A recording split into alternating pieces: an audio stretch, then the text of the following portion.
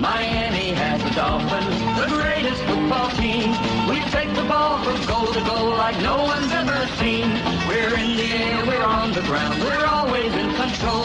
And all right, as always, Dolphins number one, baby! So fins up to all you guys. Thank you for I just want everybody to remember, we may not always agree on everything Miami Dolphins, but there's one thing we do agree on, is we are all Dolphin fans.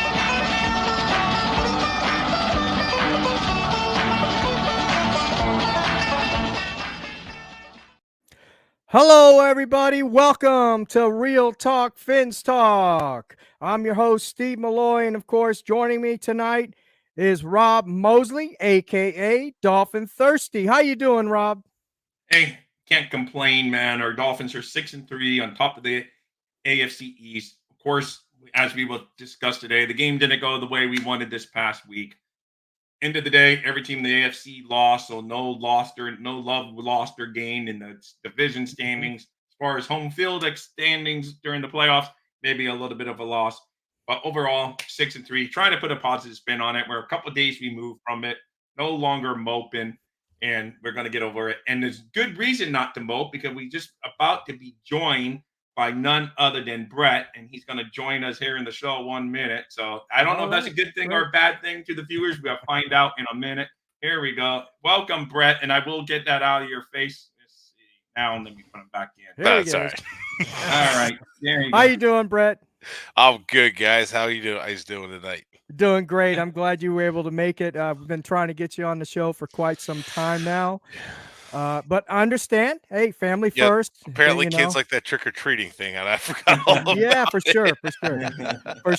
sure. I agree. And folks in the chat, I appreciate you for joining us tonight. Please hit that like button. If you're new to the channel, go ahead and subscribe. And, of course, share with your friends, your families, and your neighbors. And before we get rolling tonight, I want you all to remember something. We may not always agree everything Dolphins, but there's one thing we can agree on is we are all Dolphins. Oh, I thought you were going to say the Jets stink. But no. Agree. Yeah, we can agree on that. It was good to see them. But I agree. Yeah. Oh, man.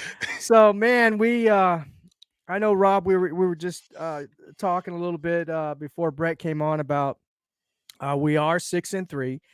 We are 6-3, so that's a good thing. I have the Miami Dolphins still going 11-6. That's my projections. I've stuck to it. Honestly, I didn't think we were going to win that. Just going back and kind of evaluating everything, the last 8 games, or is it 9 games? 9 games. I thought we were going to. I really thought we were going to lose that Chargers game. We came out of that game winners. And so I'm happy where we're at right now, but there's still a lot to talk about, a lot of things that I'm sure Brett, you've seen, Rob, you've seen, the offensive struggles against good teams, and even they were struggling a little bit against the Patriots that first game. And I am very happy that our defense has come alive, and that's a good thing, you know. And that's what I would like to talk about tonight is basically just the good, the bad, the ugly of this team. But first, I'm going to start off by asking Rob again, as it stands right now, we are 6-3. How are you feeling about this Dolphins? Not individual performances, but the Dolphins as a whole, offense and defense, as it stands right now. Overall, pretty well. Granted, I want them to beat a team with a winning record. That's more from the perspective of getting that narrative off our back. And I do believe, and Leroy Horde, who played, Brett, he played for Michigan back in the day, and he's on local he's on local radio down here, and he says as much as players will never admit it, they do put pressure on themselves, and they hear the outside noise about So he says he thinks the Dolphins' biggest problems, they go into those games wanting to show they belong and put pressure instead of just knowing they belong and just say, hey, we don't have to prove to anyone. We belong. Let's just go out and play our best game and let it be. So I think some of that, because, we think, oh, they're professionals. They just put that outside noise out there, but they hear it. And I do believe, I think Tyreek put way too much pressure on himself this past week. He wanted so bad Yeah, that to was pretty beat obvious. he wanted so bad to beat his old team that he basically was the big play that turned the game the other way around. So it was just, that's how I look at it. But overall, 6-3, you're still in control of your own destiny in the AFC East if you just keep on winning, beat the teams you're supposed to beat, like we've done so far, and then finally get that W against a tougher team. I'm okay with it. Am I disappointed? If you would have asked me yesterday or Sunday, I would have been all down and saying, "Oh, we just stink. We're the same old Dolphins. We're not doing anything different." But in grand perspective, 6-3 at the end of the day is still okay, and we control our own destiny. And we got Evan in here, so I think he he didn't. He's happy. He's mad you didn't send him a good morning. So give him a good evening. Evan. Give him a good evening. Well, it's been funny because I haven't been able to do the post game shows as much with the baby and all. So my hands are a little tied in the evenings. So I'll watch it on Monday mornings, and I'll kind of catch it in the background at work, and then I'll kind of message Evan and teach him a little bit as his comments. And I'll kind of like talk back and forth, like I wasn't there to kind of like talk to him. So, oh man, I got busy. I actually had to work this morning, Evan. Soon. Yeah. There you go. So getting back to the question, Brett, I'm going to ask you the same question. How do you see the Dolphins? How are you feeling about them right now as a whole? As a whole, it's hard to say. So they're on the same path as they've been on, but like a little bit better. So they're on the path of like teams in the past, like the Vikings or the Bengals, where they're good during the regular season and they'll do enough to get in the playoffs. But what are they going to do to get to the playoffs? As of right now, we don't know if they can even win a playoff game. And I know people say, well, they're undefeated at home, but who they played at home has not been that.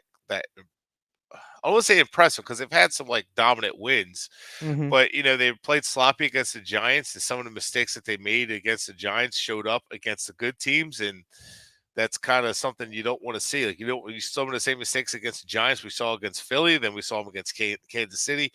So it leads to the question, how are we at home against these good teams too? So right now we're not as bad as we used to be, where we would get blown out in some of these games, or we'd lose a game against the Giants the way they play, the way that game was played, or the Panthers going down 14-0. So I see the teams improved in that sense, where they can make mistakes against bad teams and beat them, but they can't make mistakes against good teams and still win.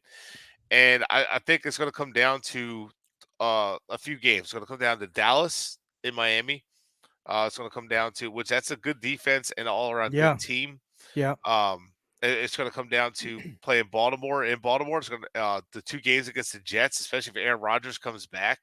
So it's going to be tough. And we get the Jets on Black Friday in New York. So short week turnaround, that's going to be tough. And then you have the Bills again to finish the season. So you got 5 really tough games coming up. The Raiders are turning it around. So Miami's got a tough stretch coming up in the second half of the season. I think they're on my original prediction was 11-6. And anything worse than that to me is a disappointing season. So I realistically could see them going 10-7. I hope not. But we were 8-3 last year going into San Francisco and dropped 4 straight. So it's hard to say, but I think right now they're healthy. There's no reason that they shouldn't be winning. There's no reason they shouldn't have won that game against Kansas City. So health was not a concern in my opinion. And we get Achane back, so hopefully that makes a difference. So right now, I think they're sitting still pretty to go 11-6, which means they're going to go 5-3 down this stretch, that's good. Yeah, no, I agree, and that's actually where I projected is 5-3. I mean, if we go 4-4, there may be a good possibility that we don't make the playoffs. The way things are panning out now, in my opinion, it's tight.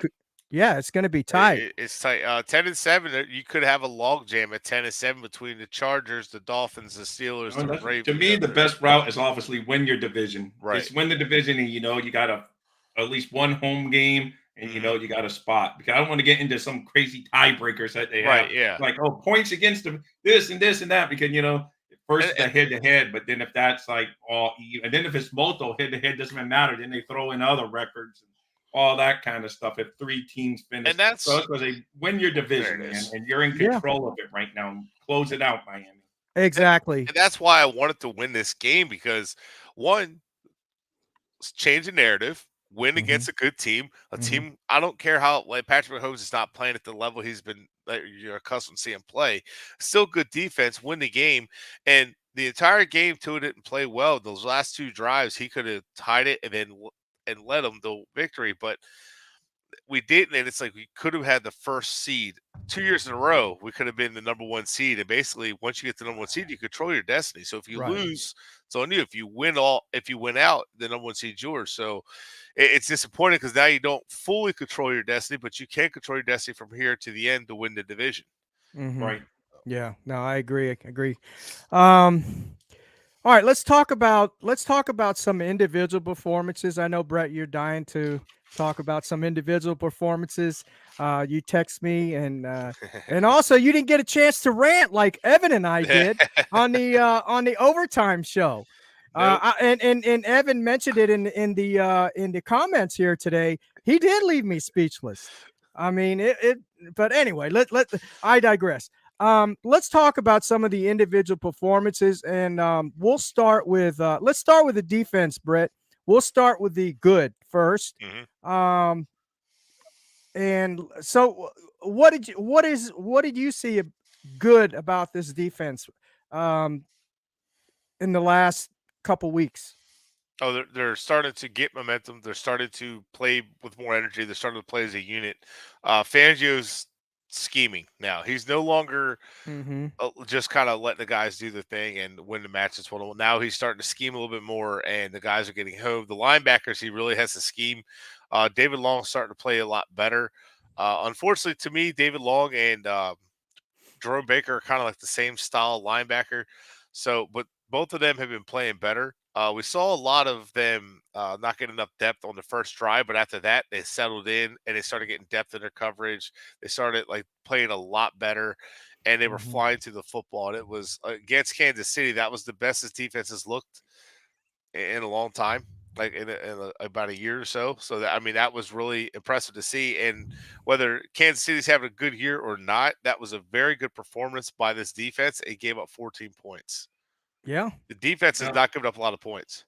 No. No. no, Not at I all. agree. Not at It all. definitely was not on the defenses last week for Yeah. sure. No, not at all. So Yeah. so what do you think, Brett? You think Ramsey, you think who else was healthy? X was back again. Hmm. Um Holland. Javon Howler, Javon Javon Holland was back. Holland was back. Yep. Phillips is healthy now. Chubb, I think, and Rob, you were the worst critic of Chubb, and he's coming along. I mean, he has 6 sacks, 40 tackles. He has a bunch of pressures, so he's really earning his money now. Hmm. Um, Rob, what do you think about the defense? How's your feeling on the defense? The good about the defense coming along the last couple Oh, of weeks? like you said, this last week game against Kansas City, if you would have told me, like someone would have came and they had a crystal ball and said, hey, the Dolphins are only going to give them 2 offensive touchdowns and shut them out in the second half, I would have ran to the bank every day thinking the Miami Dolphins won that Yeah. game, and without a doubt. So for the defense, yes, they're getting better. They played well against. I mean, Kelsey was a non-factor in the game. That was one of my keys to the game. Don't let him be the guy that beat you, and he was not the guy that beat us. They shut him down. I think he had like 3 catches, no big plays. So that was great to see. And I think we have a recipe to be able to beat Kansas City. We have to play them again in the playoffs, but we have to execute on offense. But we haven't gotten to that side of the ball yet. But yeah, I see the defense doing a lot better. And they're getting to the quarterback. And now that we get all of our defensive backs, some of those pressures become sacks and stuff. So I see. I'm happy. That's what I'm saying. There, I see them taking strides. If we can just get more consistent on offense, I see this being okay down the stretch. I'm like you guys. I predicted 11-6, so we're all in the same boat on Yeah. that. And I see them still in that same window right now. Yeah, I see the same. But yeah, I'm happy about this defense. They're coming along. They had me concerned in the beginning. Vic Fangio seemed like he was a little stubborn and didn't want to adjust. And I think he finally realized after, what was it, 5, 6, 7 games, that, hey, man, I'm going to have to do some more scheming here because this organic pass rush is not working for me. And I get it. Ramsey wasn't there. He's a big integral part, a piece in this defense, and X and Holland, and so I'm real happy that they are coming along now. And he has made those adjustments. And I do see this defense trending up. And that's a good thing. So, Brett, did you have any more comments you'd like to make about the defense? Or No, I'll say this. Yes, Mhm. Ramsey has helped his defense a lot in every way because he can move around. And Mhm. if you notice the last 2 weeks, the energy has had an uptick from him being on the field because he Yes. has the swagger and that killer instinct that a lot of our players don't have. Xavier Howard has that, and there's quite a few players on this roster that just kind of lack that. So Mhm. Ramsey kind of he gives that energy to the entire defense, and it's been fun to see. It's been energetic, and I was thoroughly impressed with how they handled that defense. I'd like to see them against the Bills this time with Ramsey, and as Yeah. as the unit is right now. Let's see them against the Bills Week 18. I'd love to see that. Yeah. So, Yeah, Brett, I Evan agree. wants to know, what's your comment? Do you think Fangio should be on the sideline, or should he be? Are you okay with him up in the box? It don't matter. It doesn't matter. There's coordinators who coach in the box, some coach on the sideline. It doesn't matter. Yeah, I It, agree. it, I mean, it yeah. doesn't matter. Yeah. Some guys do it, like some guys don't. As long as they're effective, Fangio's still an effective defensive coordinator, so I'm not worried about that. Yeah, I'm There the you go. same. I'm not worried about it. Now, the way this defense is playing now, that's the Mm. least of my worries. And he's Um, getting a better vantage point in yes. seeing what's going on. You have your positional coaches down there for other things. You got coaches and players down there. Mhm. He's overlooking everything. He can see what's happening, so he can say, "Hey, yeah, you're not dropping deep enough." He'll tell his DB coach, "Hey, you're not dropping enough." Right, right. Gotcha. And I appreciate you, Hunter, in the chat. I see you there, and Evan's still in there. And I think Daniel was in there as well. So appreciate you all for joining us tonight. Don't forget, hit that like button. Um, all right, let's switch over to the offense. I want to talk about McD first. Let's Mhm. talk about our coach, Mike McDaniel. I like Mike McDaniel. I think he's a good coach.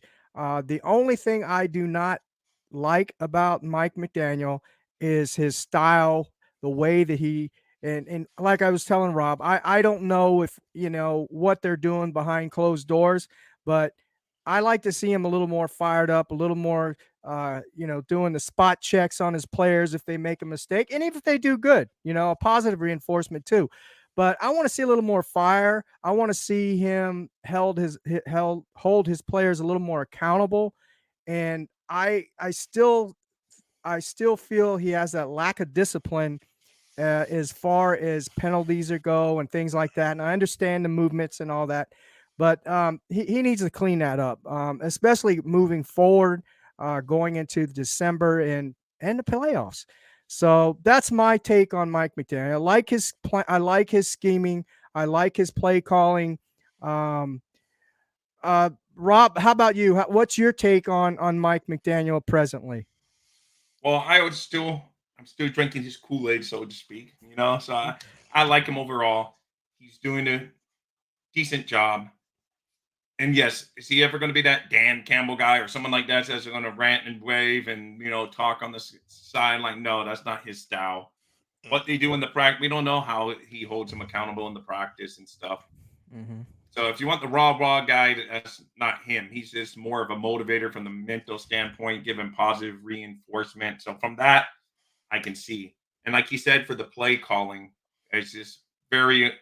He noted on the head because I was kind of one of those guys. Why did they stop running Moser when he was nailing it there at the end? And I was like that. Then he said, "What if I do? What if we keep on running Moser?" And then you got most people play the result, and that's what exactly kind of what we do. Because if he would have ran Moser and he would have been stuffed.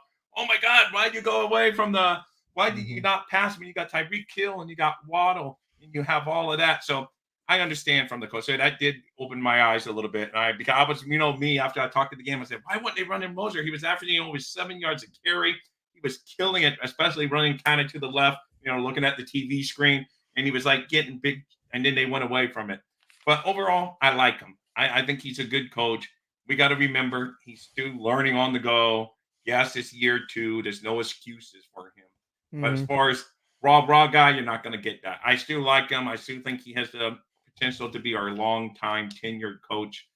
And yes, I like him overall. And that's me maybe being a big wearing my Dolphin fanboy, but I like him. So in other words, you're drinking the Kool-Aid, right? Yes, I am. Even though this is No, water, but you can the symbol of Kool-Aid here. So. there you go. There you go. Yeah, I heard some things today. I was listening to some spaces and stuff, and they were saying, why did like you were saying, Rob, why did we go away from the run? That's stupid. That was stupid play calling by McDaniel. He called the wrong plays. Why don't he just go to Tyreek and Waddle? We got those guys. That's how we play. We roll. That's how we roll. We throw the ball downfield, to Tyreek and all those guys. What's wrong with him? So they're blaming McDaniel on. I don't know if they were blaming on the loss, but they were blaming on a lot of the play calling and things like that. Britt, let me get your take on that on Mike McDaniel. What you think? There's any truth to that, or what? No, I think it's a load of crap. So anybody saying that they should have kept giving it to Mostert, you're saying that Tua is not your quarterback of the future. I mean, you're basically saying, hey, don't put it in my franchise quarterback hand and run the football. Well, the reason that the second drive that they scored, or the second scoring drive that they had, was mainly Mostert running the football. Kansas City went to a soft shell. They're going to protect the lead. So they're going to give you the runs. McDaniel knew that. So anybody who wants to blame McDaniel, this is what you need to know. The defense was going to give them a soft look. So Tua was able to exploit that, and McDaniel had a perfect play calls for it. And you saw Waddle was wide open. Tua threw for the first down instead of hitting Waddle. What's McDaniel do? He draws up a very similar play to attack that same exact coverage because he knew Spagnolio's a smart defensive coordinator, a Super Bowl champion defensive coordinator, and he knows that he was going to run the same thing again because he's protecting his lead, and he's going to play it the safe route. McDaniel got aggressive. It worked out. They scored a touchdown. Same kind of play. So now the drive that they scored with Mostert, ran the ball at Kansas City. Kansas City's expecting Miami to still throw at them. They're changing the defense, but still protecting their lead. McDaniel was playing chess with them. It was a really good play calling from both of those coordinators, or from McDaniel's play caller, from Spagnolia's a play caller. They were playing a cat and mouse game, and it ended up working out very well. And they ran the ball and it went in and they got a touchdown out of it. Kansas City wasn't really ready for them to run the ball like that. On the final drive, Kansas City is allowing us to run the ball. The soft edges are there because Kansas City's going to keep everything in front of them. Mostert and the blocking was perfect, and they were able to get big chunks out of it. Then they put the ball in the red zone in their quarterback's hands, and they couldn't score. The defense comes up with a stop again, and they couldn't. The offense moved the ball downfield. Tua was actually able to matriculate downfield. As soon as they get to the red zone again, they couldn't score. That is 2 times to tie the game at minimum, and our quarterback couldn't do it. And that's 3 games this year that our quarterback could not elevate the rest of the team around him. And that's what you want to see is from your quarterback. I don't want the ball in everybody else's hands. Like, I want the ball in my quarterback's hands. If I have a franchise quarterback, I want him to have it when the game's on the line. I don't want to give it to the running back, because what happens if Mostert fumbles, which he fumbled earlier in the game. Luckily, we got it back. Yeah. Then they're like, "Why did you give it to him? Why didn't you give it to me? Why did you give it to Tyreek?" And then like everybody's like, "Well, where's Tyreek?" Well, Tyreek's running open. The last play of the game, Tyreek and Waddle are wide open. Tua didn't catch the snap. Yeah. And it's an all blitz. And if you notice, whenever he knows pressure is going to be coming, he kind of gets frantic. The sacks were Tua's fault. He doesn't read the corner stepping into the box, knowing that they're sending one more than they could block, and he doesn't. And he knows Armstead doesn't have a very good chance at blocking a fast corner off the edge like that. So he knows there's an immediate threat there. And instead of changing it, say, "I'm just going to throw hot. I'm going to throw right by your ear like Tom Brady would," he takes a sack. and then he gets sacked by the D tackle for the same reason, because again, that same exact blitz causes him nowhere to go, and he knows his corner's coming hot.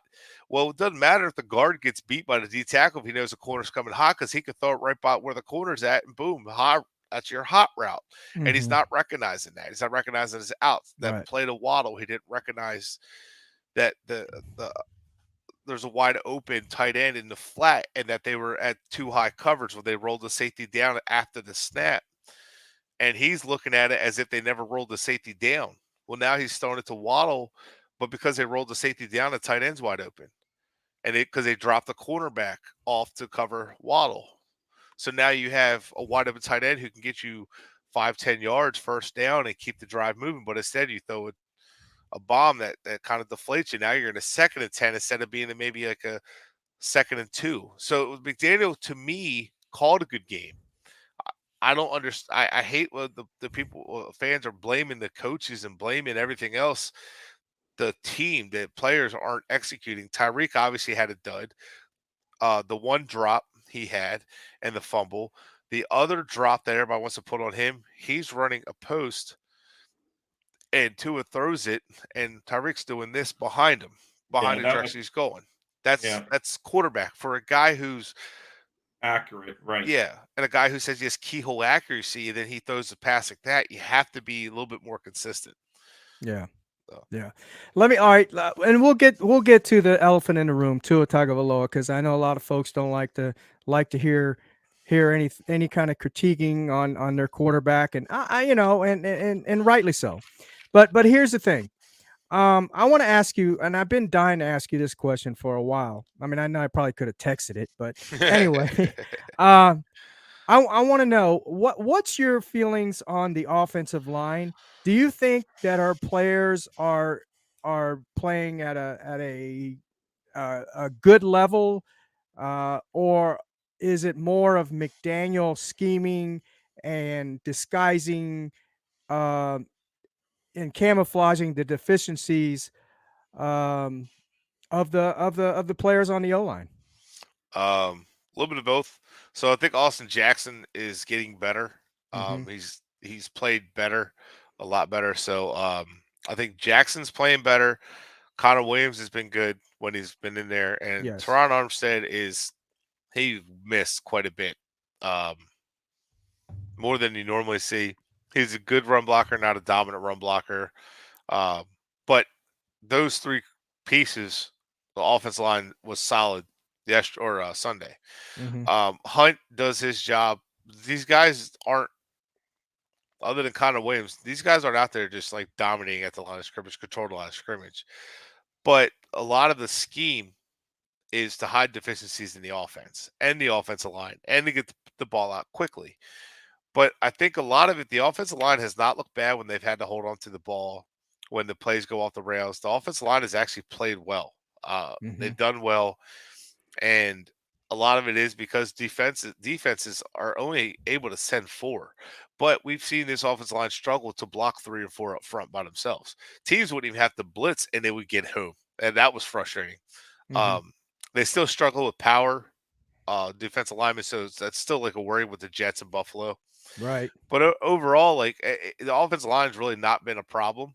Hmm. Could you improve it? Absolutely. Yeah, I would still want to improve the offensive line because it's hard for this team to straight up and run the ball up the middle because Hmm. the offensive line does not get enough push. It gets stalemated too often. Yeah. But a lot of it also is the scheme to hide deficiencies in this offense alone. The tight ends are not overly athletic. The decent blockers, but they're not crazy athletic. Ingold is banged up.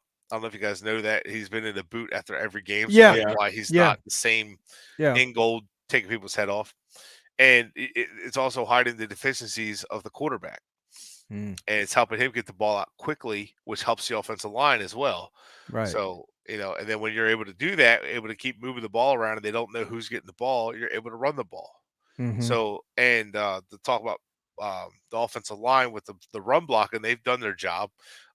Both left tackles do their job of sealing the edge, and the tight ends, Durham Smythe and Julian Hill, more times than not, have done a good job sealing the edge. They're not always perfect blockers, but they do their job for the most part. Smythe gets a little overrated by the fan base as a blocker, but he does good enough as a blocker. Yeah. Um, Yeah. So would you say you give yes, more he did. credit? So you would say you give more credit to McDaniel's scheming, as opposed to, let's say, Butch Berry. You give Yeah. credit to Butch Berry for anything? I mean, I don't know. So a lot of people don't understand when it comes to like play calling and play designs and installs. A lot of times, your offensive line coach is the one installing the run game and the blocking scheme and the system they're going to run for the run game. So you got to give Butch Berry credit there. Mm-hmm. So far, like Eichenberg has not been great. Although he looks better than he did last year, I guess that's not really saying much. Austin Jackson's gotten better. Hunt is kind of like leveled off as like a good guard, and Mhm. that's not elite. Whatever, you don't need to be elite. No, Um, I agree. and then the backups. Robert Jones has been decent. Cotton's been Cotton actually wasn't that bad yet. Sunday, he Okay. wasn't terrible. He did get beat. For that on the one So sack. who would you start? Cotton or Eichenberg at left guard? Cotton. That's assuming what's that? Cotton. Yeah. Okay. Because they're assuming that Hunt's back. Assuming Hunt's back at right guard, and then the left guard is going to be between Cotton and Eichenberg. They seem to say that was actually tough. Yeah, probably Cotton, but and that's because Jones is out with a week-to-week injury. Yeah, I think Jones is done. Yeah. That was not a pretty injury. Mhm. So yeah. Overall, no, I think it's scheme. I think you have to give Barry credit. I don't know how far that goes involved with that, but a lot of it is the offense and the system that they run because this offensive line on paper is not that great, but they play well in the system, and this system is known to have guys that like the Jets signed a couple guys from the 49ers, right? And the Mhm. Jets offensive line has just been abysmal. Yeah.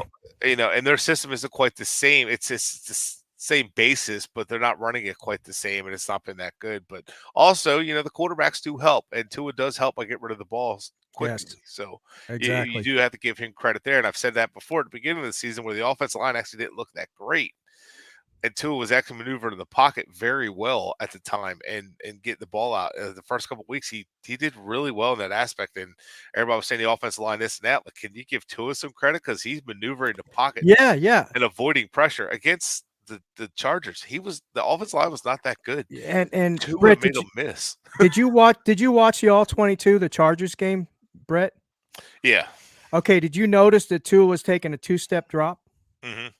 He wasn't taking your regular 3 steps. No, He was 2-step, bam, had the get ball rid of the out. ball. And that was not an indictment on Tua. That was an indictment on having Khalil Mack and Joey Bosa to deal with. Right, of course. Exactly. Get rid of the ball. And they were having fun against the Jets last night too. That same duel they were having. Oh, Bosa had like 2 or 3 sacks, I think. Oh yeah.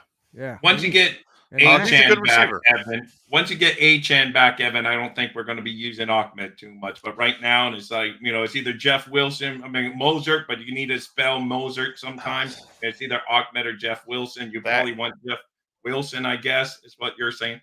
But when they get Achan back, I don't see Ahmed getting much. Well, play. I'll tell you why. And this is the where you had to be patient. So with Ahmed's a good receiver. He's a better receiver than he is a running back, right? Mhm. But you can't put him out there every time you're going to throw because then the defense says Ahmed's out, you're throwing the ball. So you have to give him touches. Yeah. Right. You have to keep them honest. And so I think that's that's part of the reason you have to give him touches. Yes, sir.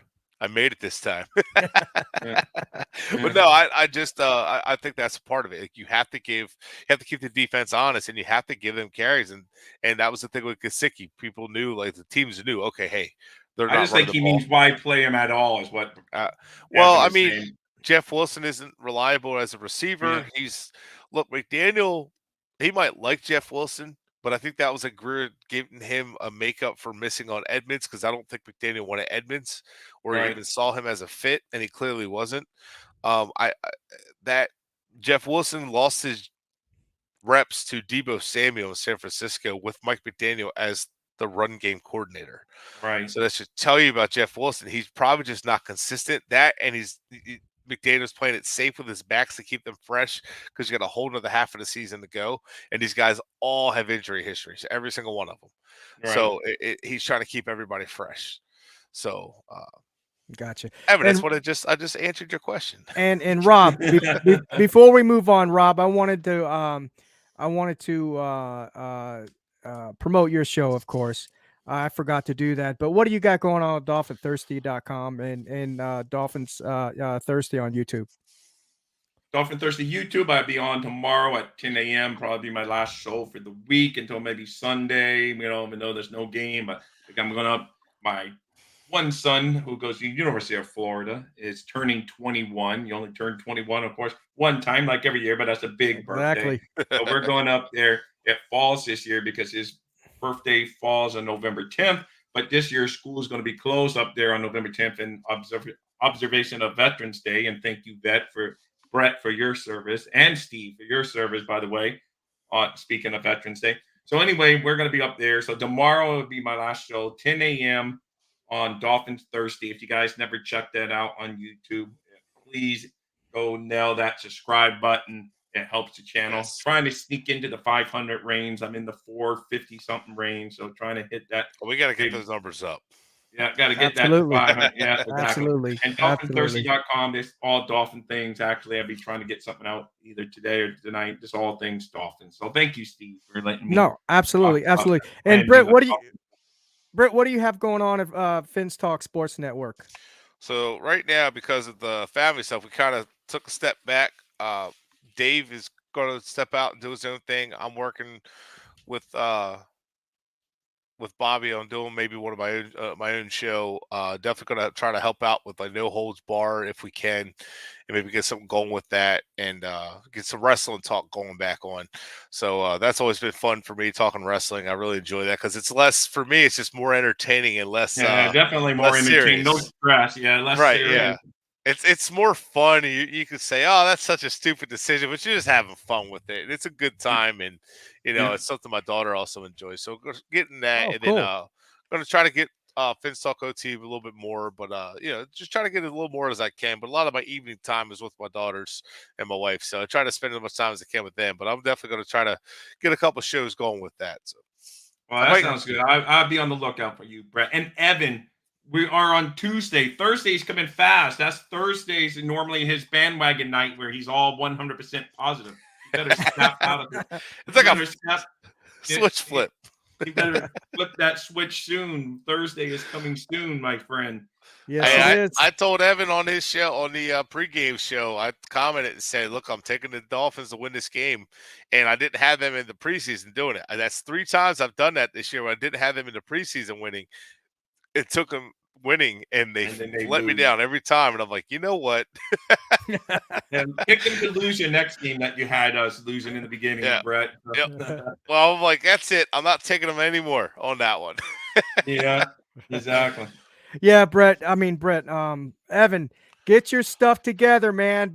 On Finn's bandwagon, man, because I want to get that warm and fuzzy feeling. I haven't been getting it lately with you, man. Got to change your attitude. Evan. Anyway, I wanted to. I know you touched a little bit, Brett, on Tyreek already, but let's talk a little bit more about Tyreek. The question I have is, how would this offense look without Tyreek? Well, we've seen it a couple times.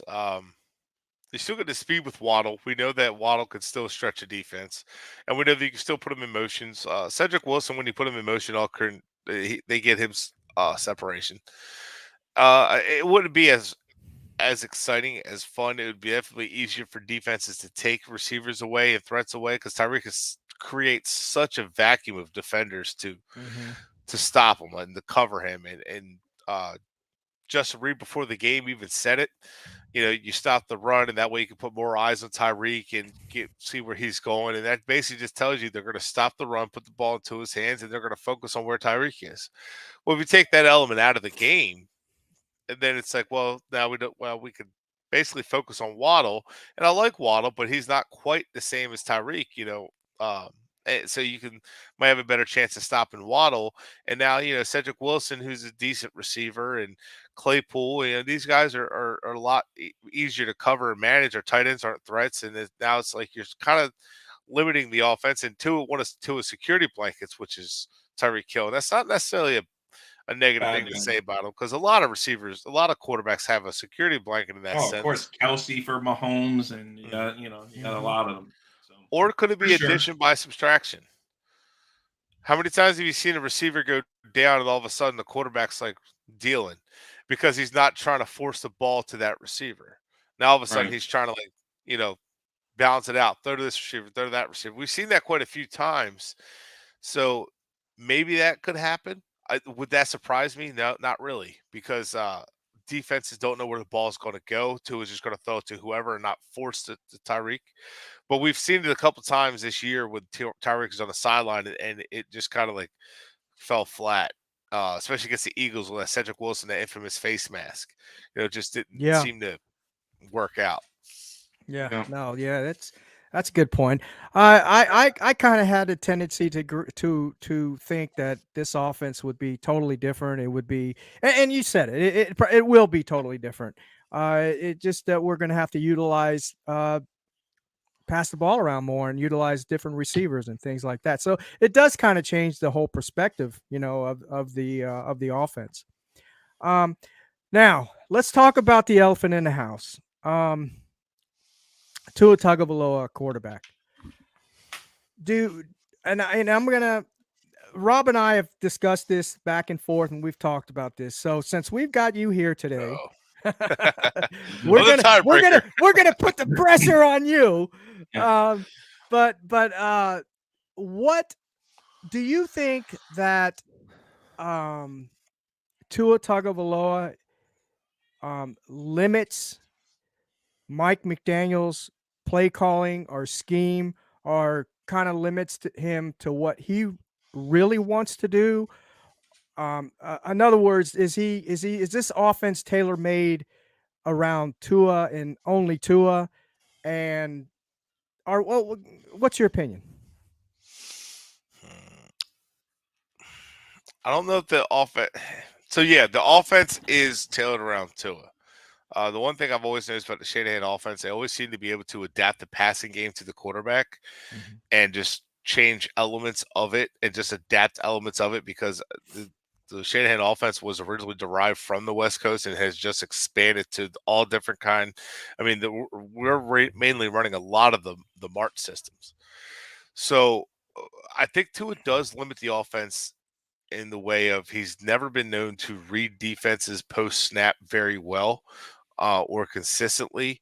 If the defense changes things, this dates back to college. The defense changes post snap, it gives them fits. Georgia, he had a hard time against in the SEC championship game. They gave him fits. His numbers were not good. Then he hurt his ankle. They pulled him out. Jalen Hurts had to carry him back. It's something about, I don't know if it's just the way he prepares a film or what have you, but if you look at the last two drives, he just wasn't prepared, didn't know what was happening. Cedric Wilson was wide open. Now, this is miscommunication. It feels like he was expecting Cedric Wilson to do one thing, and then Cedric Wilson did the other. I think what happened on that play is Tua was expecting him to do a curl or come back, and Cedric Wilson looked at the coverage, beat him with the double move instead. And Tua starts to throw it, thinking it's a curl, but sees he's beating the receiver, and it's almost like starts to throw it like no, and it's like too late trying to stop it, and then that's why the ball looked like it did. So it almost looked like it slipped. It's probably because it did. Steve and I talked about on that. We all agree on that, right? So it's like his mind's like, no, it's too late, and so the ball like kind of came out the way it did, and that I get it happens, but the processing sometimes it seems like it's not there, and if it's the reads aren't defined for him, the motions and everything. If you notice what all three losses happened, the motions were obsolete. Defenses weren't running with the motions. They sat put in zone coverage and played sides, and the motions basically did nothing. They didn't really do much, and it forced Tua into having some issues. And like the interception against New England, he didn't read that very well. I don't know what he was trying to anticipate. So there's times where he really anticipates, and times he doesn't. And I think because he doesn't have the arm. He doesn't trust in his arm all the time. When he's on the far hash, sideline throws are almost obsolete, and you'll see it on film where there's receivers on the opposite hash wide open, and he's not even looking that direction, even though he knows they're open and everything else is covered, because he just doesn't have faith in his arm. Mm. So I think he does limit the offense, and I think the only way you can change that is if he goes with the Philip Rivers kind of mentality of, yeah, I'm limited physically, but I have that killer instinct to say, you're not going to beat me. If you watch Philip Rivers, he knew exactly what the defense was doing in every situation. Yeah. But his limitations got him. A lot of the interceptions were his limitations. And Right. he wasn't a great athlete, didn't have a big arm, and that's where it just kind of got him. But he mentally knew what the defense was doing at all times, which is why he had a productive career. And I think A Tua will little continue more to have a productive gunslinger career. mentality. You want a little Yeah. more gunslinger mentality. Yeah, like Matt Moore. Right. And like to me, sometimes I still think Tua, and this is probably ingrained in him as a kid, he's afraid to make mistakes, and sometimes he plays a little stiff. And Evan mentioned him as a robot, but he's always kind of played that way. And when things got tough, it's when he struggled against Clemson in the championship game. Just struggled early on, but he came back, put up pretty numbers. Yeah, but the key situations is when he fell flat against LSU. He turned the ball over in the red zone twice. He just things happened to him early on in the games. He just could not recover. Do you think and I've heard this said as well, and I do think I think one of his limitations, and we all know this, and is he doesn't have a strong arm. I'm not going to say a noodle arm. Just doesn't No. have a strong arm. I think another one of his important limitations is he doesn't read defenses very well, doesn't process the field. You can see when he's running sometimes if he has to run out of the pocket or something, he's not looking downfield. That's another one of the limitations I think that you've just mentioned. And then another limitation I think, and I think what's holding back, and it might hold him back or hold this offense back. I'm afraid. I'm not saying it will, but it could. Is his lack of mobility. He's not very mobile out of the pocket. He's mobile enough. And I think, and this is why I say that. This is why I say that, Britt, because I think we all know of his injury history. We all know he had concussions. I believe that might hold him back a little bit. In his mind, mentally thinking, well, if I have to run or I have to run out of the pocket, I'm going to get hit and I might have another concussion or get hurt. I mean, that's what I think. I don't know. This just my observation.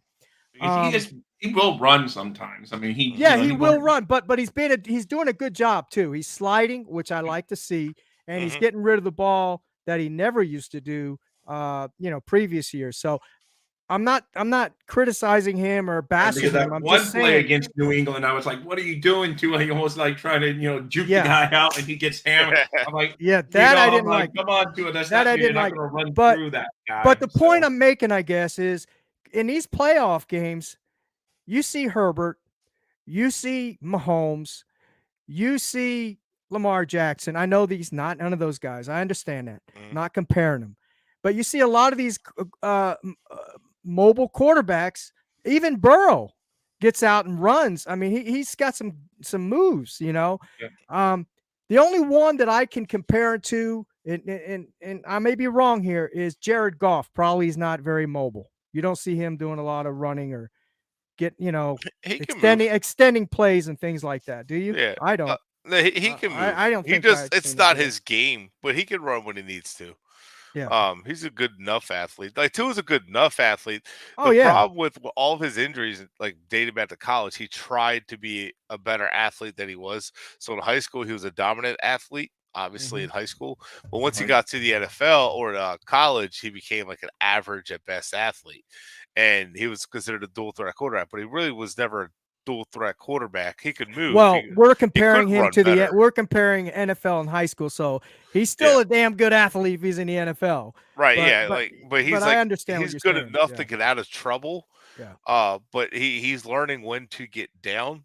But he's not there's often times where I've seen him just run to it, just run wide up the middle of the field. And he's throwing it.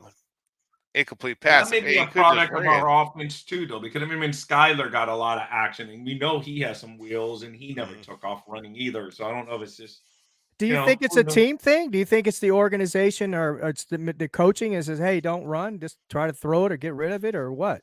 It You could think be. could it Could be be in his that? head. Hey, don't get hurt. Hey, just Mhm. be smart and all that stuff. Mhm. But he's never really since he's been in the NFL, he's not been much of a runner. Like we've seen him run a couple times, like against the Cardinals. Man, he had a couple good runs, and we've seen Yeah. him make some runs. Remember the Yeah. one against the Jets we all love Yeah. because he Yeah. trucked Yeah. the corner. That was it's like awesome. Don't do it Yeah. anymore, but I awesome. think if when he sees a parting of the Red Seas, he will run. Like when he sees a big and he knows he can get to I, the first down, he I will would take like to off see and him use run. his wheels a little bit more, actually. But No, that will that's open up a lot of stuff. I yeah. know. But It would. That's my point too. If he would only use his wheels a little bit more, mhm, like you said, Rob, that would open up a lot more. A lot of yeah, stuff more. I mean, make defense at least be a raro. He may take off Yeah. for yeah. running. Yeah. So Yeah. I And agree. this offense likes quarterbacks who can move. The reason I think that here's something that will kind of help your point too. The Shanahan style offense is always like mobile quarterbacks because of the play action, because of the wide zone, the wide outside zone, because of what they're always moving and all. They like guys who can move a little bit or are efficient from the pocket.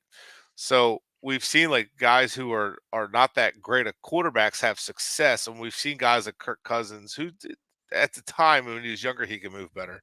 RG3 had success right away. Even Jake Plummer had success. Like John Elway had success. Because they can maneuver the pocket, stretch the field, and all. And I think that's why they like Skylar Thompson a lot because of his big arm and his athletic ability. And I think if they were to move on for Tua, that's what they would look for in the next quarterback. right. So I got an old bar room question. I mean, no, I don't drink. I got a bar room question. Just fun talk. Like one of these what ifs that's never going to happen unless we had a time machine. If Mike McDaniel was the Dolphins coach in 2020 when the NFL draft came up, uh, obviously Burrow's off the board. We're not going to make up that much, but on the clock, we got a chance between Herbert and Tua. Mike McDaniel's got Greer's ear, and Greer said, "Hey, take who you think's better for your style. Who does he take?" That's a good question. that is tough. You look around at the history of their quarterbacks that they have had in that system that they've worked with, and man, because he was there with RG3, I believe. He was there with he had coach there with Matt Ryan, but because of his style of offense, Jimmy Garoppolo. uh, yeah, uh, man, it's hard to say because that team traded up for Trey Lance. I know. I know, so I know. That's why I know they did Uh, do that outside the box. I know. Yeah, maybe they would have went Herbert. I think honestly they probably would have still ended up trying to go Tua, but I don't know. Herbert would make a lot of sense for this style offense and what they do, what they want to do. That's tough to say. I was Mhm. just curious. I was just wondering Yeah, that. that's a Yeah, I good just thought question, Rob. that's not that's not a direct answer either. Like, that was tough to answer because we knew Flores wanted representation to go see Herbert. That's why Gotze was there, which is why we had that famous throw from the knees because Gotze asked him to do it because they were Yeah. trying to literally a Hail Mary to get Greer to say, oh, yeah, maybe I'll consider Herbert, but Greer didn't want to. So we knew they were interested, but I think McDaniel would have had Greer definitely be more interested in Herbert. I think he would have done more homework on him. Okay. But I could definitely see Herbert being his guy. Interesting. Very, Mhm. very interesting. Okay. Well, We're kind of hey, Paul. But yeah, I know we're running out of time, but I want what's Paul's question? the three losses, they played our receivers aggressive in the line and threw off the timing, and the noise was so loud they can't hear the cadence or the alerts on plays. Hot reads on the receivers. And Paul, I don't know if you're our first time in. If you are, if you can tackle that subscribe button and know the thumbs up. But Oh, what do you think about that, Brett? it's true because physicality is how you slow this offense down. They slowed the receivers, did disrupt the timing. However, you saw a lot of plays where they keep showing that tight window throw to Waddle, which is a beautiful touch pass. Tyreek's got the safety in a blunder. the safety's going the wrong direction and Tyreek's wide open in the post. You're talking touchdown. There's quite a few times where the quarterback just didn't see the open look, and Kansas City played it not wrong, but there's times where the receivers cross it up. They don't know whether Tyreek's going to go low, Waddle's going to go high, and vice versa, and it becomes tough. So the bracket coverage ends up being against Waddle, which they wanted it to be against Tyreek, and Tyreek's running open until he wasn't seeing it. But they did throw off the timing, and that was a factor, and that's how you disrupt this offense. But that's also where your quarterback needs to step up and kind of start making plays and start recognizing that, adjusting to that. And it's year 4 for Tua. And I'm not trying to be hard on him or anything, but it's year 4. You expect your 4th-year quarterback to start stepping up and saying, I have to carry this team. Tyreek's laying an egg for us today. He dropped the ball. He's fumbled it. I have to be the one to carry this team in this offense, and it just didn't happen. Do you think it's just lack of football IQ, as they call it, or football? I don't know. People might hate me for this, and this is not his character. He's a hard worker. He's a good kid. Oh, yeah, he's for sure. putting the work in. I'm wearing my Tua hat. He's a good kid, but I don't know that he has that, like I was talking to somebody else, that killer instinct to win at all costs, as someone else would say to me or has said to me. They don't see that he all out to win, and you're not going to win all those games, but it's hard to see that fire. Can he kindle that fire? We still have 8 games left to go. That's and I'm right. not just saying, quit on him. He's done. It's definitely a dud. But right now, in year 4, I was hoping to see more from him at this point, and I'm just not. So I'm hoping down the stretch we can, and that's going to be big, especially at home. No, for sure. And the teams hasn't given him the big contract yet, so they're still waiting. They'll probably let him play on this whole 5th-year option at this point. Which would be smart, because you don't want to pay him, because if next year he lays an egg, it's like, well, I mean, we don't owe him a lot of money. So they might play this smarter than some of the other teams have in the past. Right. Real quick, I wanted to touch on something I made a note of, just a quick point. On Mike McDaniel, and I'll even give Tua credit for this. Have you noticed that there's no panic? You mentioned he's really chill on the sideline. There was no panic. You didn't feel panic. Even down 21-0, I didn't feel like we were out of the game for some reason. It was weird. Right. I haven't felt like we were out of a game except for the Buffalo game this year. Right. Even when we were down 14-0 to Carolina. So against the Ravens last year kind of gave us that, well, hang on, we can climb back into this. I like how they are calm. They're not panicking. Like, hey, look, we could score with anybody. Just relax. Let's go back and do what we do. And they did. And the defense gave them a turnover. And it was like, this team is not crumbling. So they didn't get blown out. And they made mistakes enough where they could have. The defense was on the field a lot against a good offense. And they didn't get blown out. So coaching-wise, for all the people blaming McDaniel, the last few weeks, this team could have lost more games than they have. They could have been blown out more than they have. And they got to the point where they won games that they probably shouldn't have. Carolina and Giants were prime upsets against us. Settled them right down, came right back, won those games. So that's something to keep in mind. Yeah, that's a good point. Can I ask one quick college question to Brett? No. It's going to take 10 seconds. Go ahead. Do you want to see Michigan get in trouble, or do you just want them to not get in trouble so that's still the big rivalry game? And this to be Ross's second tampering team, so I don't know.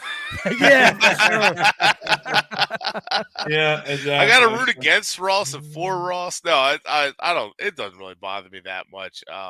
Hey, Cap for life. Thank you for joining. Not the only team doing it. Ohio State apparently was. It ties back to them too. So I don't know. I think something's going to happen of it. And if this gets hotter, Jim Harbaugh will just end up in the NFL anyway.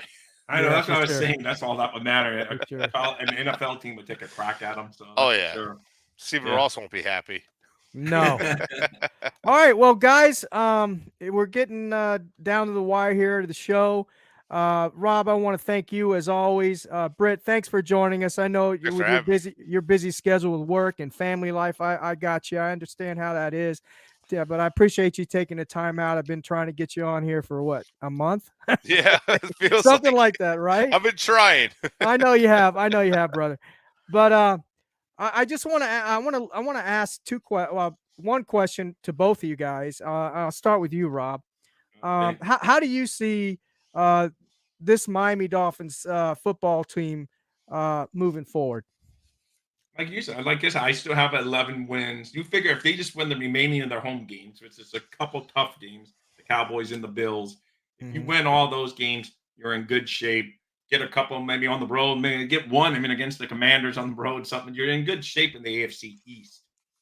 If you want to take it to the next level and get to the Super Bowl, we're all we want to. And, I'm a little worried about that. But I just want to see, like I said, my son's going to turn 21 this week, and he's never seen a playoff win in all the years as that he's been here. So I mean, that's This might crazy to be think the about it. year. Being Oh, born, going through the whole school system, already in his third year at university, he's in his junior year at University of Florida, and then all that time, zero playoff wins. So let's just get there. The best way to win in the playoffs, the easiest recipe is have a home playoff game. It's much better.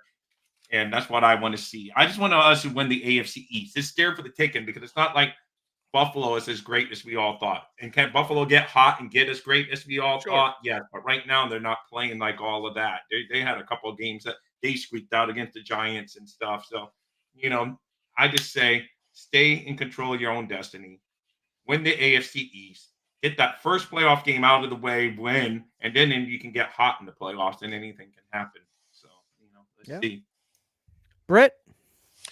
Well, so far they broke some trends of consecutive losses. They haven't had consecutive losses this year. They broke a trend of starting out 3-0, then falling flat for 3 more games. So, they're breaking trends of not let mistakes consume them and losing games that way, like consistently and compounding. So yeah, we've lost to competitors, but I see this team still finishing out fairly strong, 11-6. However, I just see this team being on the cusp, but not there. I still think there's some issues on the roster that we need to address, that will need to be addressed. That the shortcomings might come up. I think largely in the running back room. Obviously, quarterback. We got the rest of the season to evaluate that. But overall, that team has to stay healthy. But I think overall the team's going to go 11-6. If they get a home game, if they win a division, I think they could win a playoff game. I don't know that that's enough. I think they need to go on a playoff run. But like people have told me today, they want to see it start by winning a playoff game. Fair enough, but go on a playoff run. I don't think they'll do that. I think if they get a home game, I think they'll win a home playoff game and then lose the next round. If they don't get a home playoff game, I don't think they're going to win on the road. Unless they somehow get like the Steelers or something, which they're not going to win the division, so that won't happen. But we draw a team like Baltimore week 1 on the playoffs. I don't see us winning. Okay. All right. Fair enough. Fair enough. And I say we go 11-6 moving forward. It's going to be a tough road ahead. I think we definitely definitely have to win 5 of the 8 games remaining. Mm-hmm. If we go 4-4, I don't know if we're going to make the playoffs. It's going to be a really tight race, like we Tough. discussed. Yeah, very tough, like we've talked earlier in the show. At this point, I feel good. I think they're going to be pretty much healthy. Coming back for after the bye. We got Chan back. All the guys are going to have a chance to get healthy and heal up and everything. They'll be able to reevaluate. And so I think we got a bright future for the Miami Dolphins, whether it be this year or next year. I think we have the right coach in place as well. And I just feel good all around for this team, and it's been a long time since I felt like this. And I've been a Dolphins fan for 52 years, so it's been a long time. But guys, again, thank you, and I want to thank everybody else that was in the chat tonight. Don't forget to hit that like button if you haven't. If you're new, Paul, I haven't seen you in here before. If you're a new subscriber, if you like the content, like what you saw here tonight and listen to, please hit that subscribe button and share with your friends, your families, and your neighbors. Until next week, remember, Dolphins number one, baby. Dolphins number one.